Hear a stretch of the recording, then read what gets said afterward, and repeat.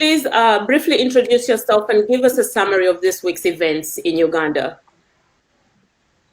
Okay, so I'm DavidLewis Rubongoya, and I'm the Secretary General of the National Unity Platform, a party which is led by the Honorable Chagulanyi Sentamu Robert, also known as Bobby Wine. As you all know, this week has been a very difficult one in Uganda, and in many ways in this part of the world, in the region, because we've seen the military use excessive force against the citizens in the country. As you know, Bobby Wine was arrested on Wednesday and, kept in a prison called Narfenya, which is famously known for torture and such other actions.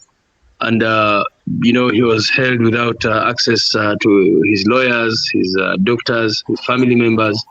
We were only able to see him today when he was brought to court, finally. But right after his arrest, we saw protests break out in the country, and in the different parts of the country, people are saying, they wanted Bobby Wine to get his freedom. And what we saw was the regime used excessive force, including people who were not uniformed on the streets holding guns.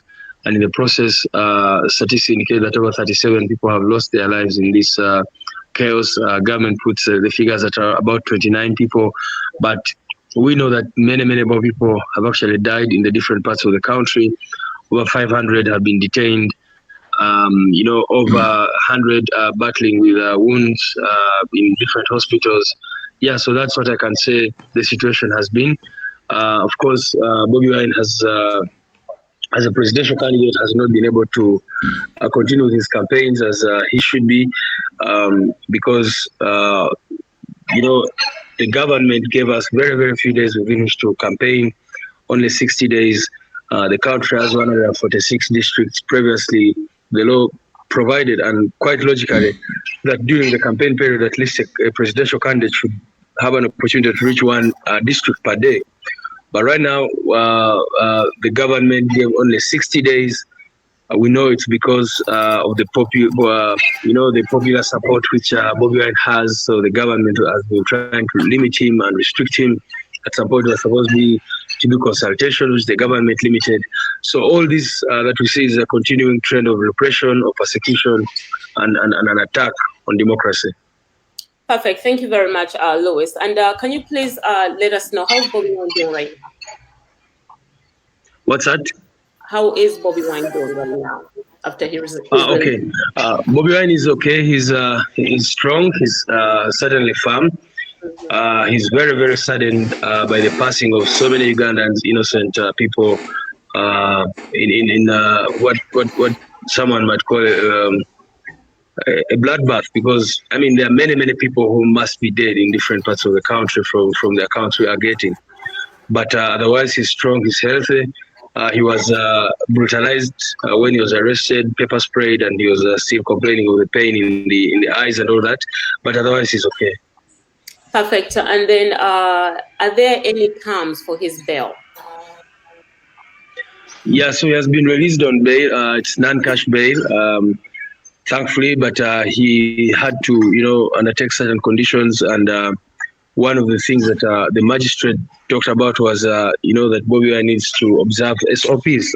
Those SOPs put in place to prevent the spread of coronavirus disease. And of course, we have been very categorical from the start that if these rules are to be enforced, they must be enforced uniformly across the board. What we see is that coronavirus is being instrumentalized. It's being used. It's being weaponized. It's being used to crack down on the opposition. If you look at Museveni, everywhere he goes, people hold rallies, people hold processions on the roads. His supporters are free to gather as if there's no coronavirus. But every time people gather around Bobby Wine, they're tear gassed, they're brutalized, some are murdered.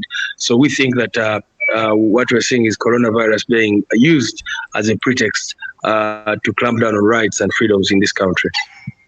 Perfect. And before I ask you more question, Nick Chesman, you had a question for NUP about the support. Do we have support in rural areas? Can you please go on ahead and engage with Louis on this topic?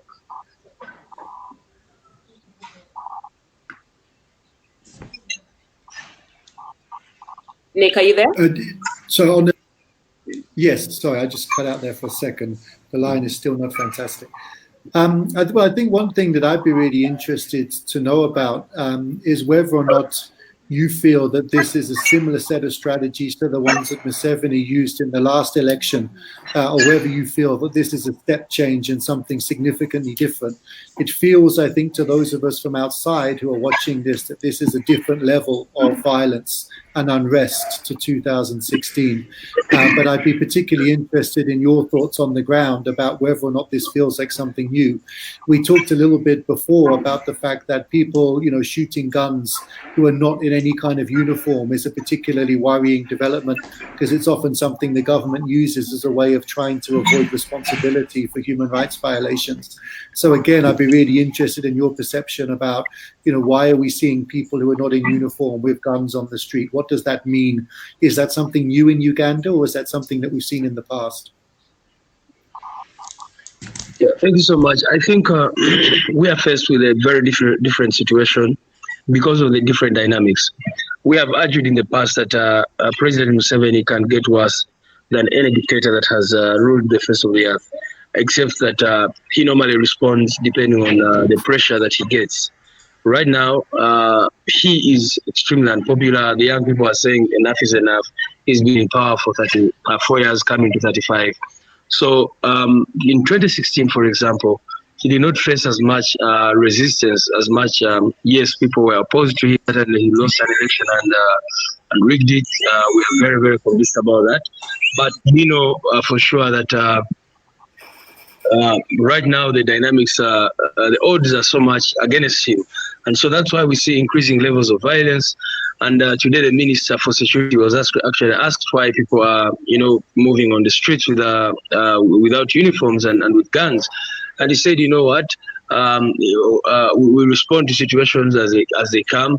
He basically justified it. He said, if you're in this kind of game, you also have to behave like this, like the people. So what he's basically saying is, first of all, admitting that these are people who are working for the state. And what it means for our country is it's a very, very sad thing, because we do not know where it will end. It's a very, very bad sign, and I think it's leaving a very, very bad taste in the minds and mouths of many, many Ugandans who have only been seeing these pictures from places like Somalia, from Benghazi, from other places.